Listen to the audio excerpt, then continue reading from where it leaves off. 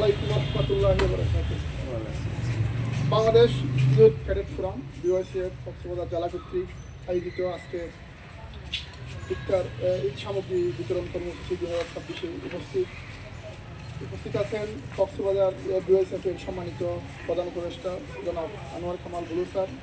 উপস্থিত আছেন আমাদের সম্মানিত উপদেষ্টা জনাব মঞ্জুরুল হাসান স্যার এবং উপস্থিত আছেন আমাদের উপদেষ্টা সম্মানিত মোহাম্মদুল্লাহ চৌধুরী স্যার এবং আমার প্রান্তীয় সহযোগিতাবৃন্দ।